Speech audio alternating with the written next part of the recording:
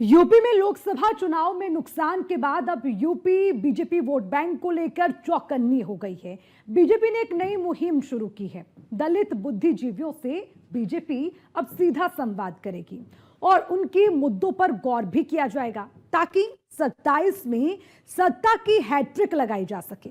और इसी पर आधारित है हमारी ये रिपोर्ट, देखिए।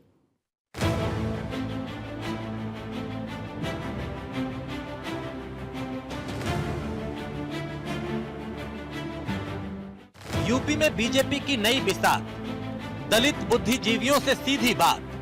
27 में मिलेगा दलितों का साथ, बीजेपी को योगी हैट्रिक की आस।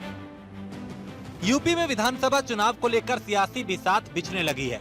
एक तरफ जहां अखिलेश यादव 10 साल बाद सत्ता में वापसी का सपना देख रहे हैं, वहीं बीजेपी हैट्रिक लगाने की कोशिश में है, जिसके लिए बीजेपी ने रणनीति बनानी शुरू कर दी है। बीजेपी अब मिशन 2027 की तैयारियों में जुट चुकी है। इस बार उसकी निगाहें दलित वोट बैंक पर हैं। बीजेपी यूपी के सभी जिलों में दलित बुद्धिजीवियों से संवाद शुरू कर रही है। ये कोई सामान्य कार्यक्रम नहीं, एक सधे हुए राजनीतिक मिशन की शुरुआत है, जो 2027 विधानसभा चुनाव की बुनियाद तैयार करेगा। बीजेपी का मिशन डी, प्रदेश के सभी 98 जिला अध्यक्षों को निर्देश दिए गए। कम से कम 5 प्रमुख दलित बुद्धिजीवियों से संवाद करें। अनुसूचित जाति मोर्चा की अगुवाई में कार्यक्रम। आने वाले दिनों में संवाद अभियान छात्रावासों तक पहुंचेगा। कार्यक्रम में SC/ST छात्रों से संवाद किया जाएगा। यूपी में दलित 21% है। पिछली बार लोकसभा चुनाव में बीजेपी के वोट में 8.50% की गिरावट आई थी। इससे उसकी 26 सीटें घट गई। पार्टी को 41.37% ही वोट मिले थे, जबकि 2019 में बीजेपी को 49.98% वोट मिले थे। ये गिरावट दलित वोटों के छिटकने से मानी जा रही है।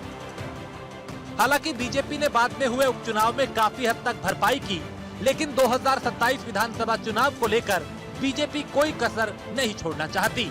इसकी वजह भी है, सपा भी दलित वोटों के लिए काफी प्रयास कर रही है।